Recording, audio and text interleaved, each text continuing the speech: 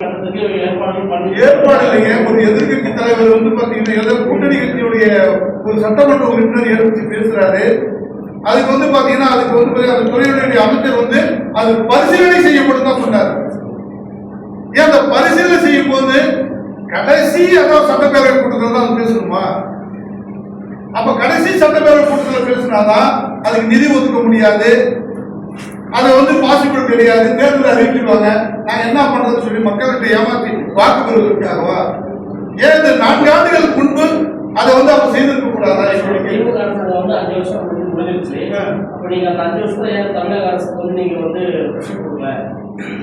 தமிழக அரசுக்கு வந்து கிட்டத்தட்ட நாங்கள் அனுப்பிய கடிதங்கள் மட்டுமே 60க்கும் மேற்பட்ட கடிதங்கள் இருக்கு.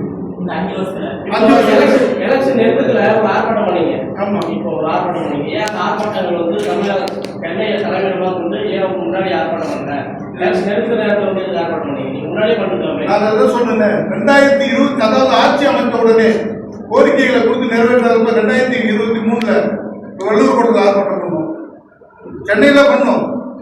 சில பத்திரிகையாளர் வந்தாங்க, செய்திகளை போட்டாங்க. 23 அந்த 21 ஆட்சி அமைச்சாங்க. 23 நம்ம கேட்டுக்கிட்டே இருக்கோம், பல கோரிக்கைகள் வச்சுக்கிட்டே இருக்கோம், செய்யணும். இப்ப நான் கிட்ட வந்து ஒரு கோரிக்கை வைக்கிறேன், பாப்பா நாளைக்கு வாப்பா செய்யறேன், நாளைக்கு வாப்பா காலத்தை கடந்து சொல்லும் போது அதை இதுவரை செய்யல என்கிற நினைச்சுதான் ஆர்ப்பாட்டம் பண்ணும். 10 ஆண்டுகள் அதிமுக ஆட்சி இருந்தது.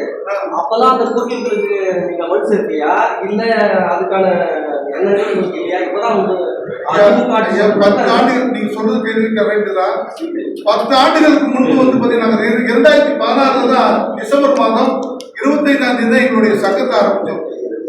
2020 தான் நாங்க வந்து பாத்தீங்கன்னா அரசு கட்சியை வந்து ஆரம்பிச்சோம். இந்திய தேர்தல் ஆணையத்தில் பதிவு செய்தோம். 2020-21 தான் பண்ணோம். அந்த 2021 கட்சி பதிவு பண்ண உடனே தேர்தல் அப்ப வந்து கட்டமைப்பு வந்து ஆரம்ப கட்டம். அந்த நேரத்தில் நாங்கள் தேர்தலை சந்திக்கலாம்னு பார்க்கும் பொழுது அப்பதான் ஒரு கட்டமைப்பு. அதனால அந்த நேரத்தில் வந்து 2026 நாங்கள் தனித்து போட்டியிடவோட நாங்கள் இது பண்ணோம்.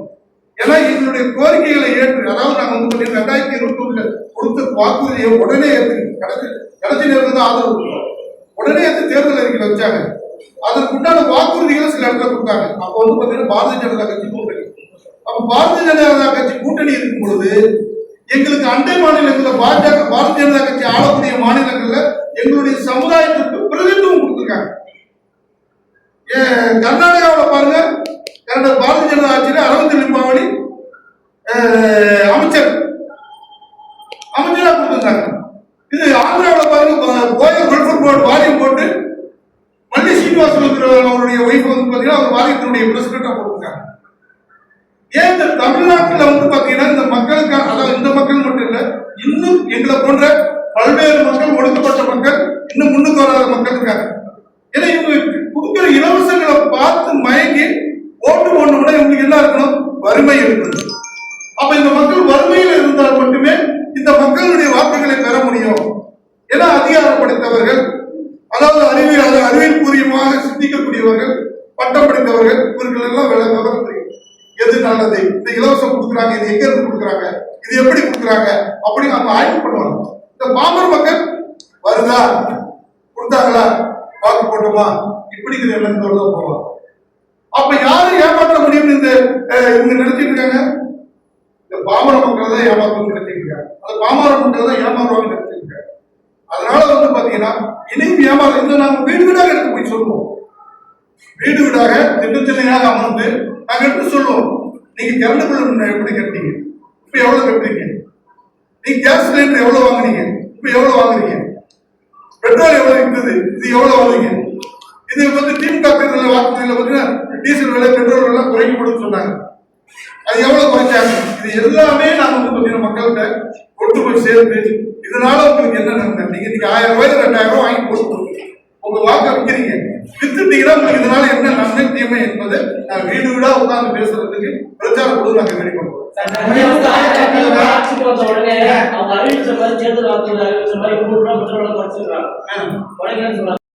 அனைத்து அண்ணா திராவிட முன்னேற்ற கழகம் அது நேரடியா 3 முறை அந்த பொதுச் செயலாளர் அவர்களை சந்தித்து 3 முறை நாங்கள் உட்கார்ந்து பேசி இது பேசியிருக்கோம். இது பேசுற பிறகு நாங்க இதெல்லாம் கடைசி நேரத்தில் வந்து பாத்தீங்கன்னா இந்த இந்த இது நடந்துட்டு இருக்கு இல்லையா, இந்த பணம் பேரம் இதெல்லாம் நடந்துட்டு இல்லையா, இது எதிர்த்து போட்டியிட்டோம்னா நம்ம போட்டியிடுவதை விட நமக்கு கோரிக்கைகளை ஏற்று வாய்ப்பு வழங்க வந்த அனைத்து இந்திய அண்ணா திராவிட முன்னேற்ற கழகத்துக்கு முழு ஆதரவு கொடுத்து வேலை செய்யலாம்.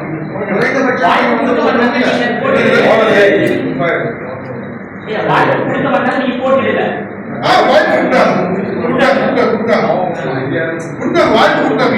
3 முறை உட்கார்ந்து பேசணும். 3 முறை வந்து பாத்தீங்கன்னா ஒரு இல்லத்துல சேலத்திலயும் உட்கார்ந்து பேசணும். இப்போ முந்தாள் 18ஆம் தேதி இங்க இதுலயும் உட்கார்ந்து பேசணும், இங்க சென்னையில உட்கார்ந்து பேசணும். பல முறை நாங்க பேசியிருக்கோம். அந்த வாய்ப்புலாம் அங்க வந்தது. நாங்க வந்து அந்த வாய்ப்புகளுக்கு வந்து பாத்தீங்கன்னா சில இங்க தேர்தலில் வந்து கட்டுப்பாடுகள் இருக்கு இல்லையா, எதிர்கட்சிகள் கட்டுப்பாடு, தேர்தல் ஆணையத்தின் கட்டுப்பாடு, இந்த கட்டுப்பாடுகள் எல்லாம் இருக்கியா, அதெல்லாம் பார்த்து நம்ம வளர்ந்து வர இயக்கம் அவங்கள வந்து நம்மளுக்கு சில கோரிக்கைகள் ஏற்றிருக்காங்க, சில கோரிக்கைகள் வந்து நம்ம செய்யணும்னு சொல்லியிருக்காங்க.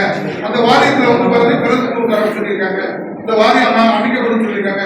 அதுவும் வந்து பாத்தீங்கன்னா அது நம்மளுக்கு வந்து பாத்தீங்கன்னா உத்தரவாதம் கொடுத்துருக்காங்க.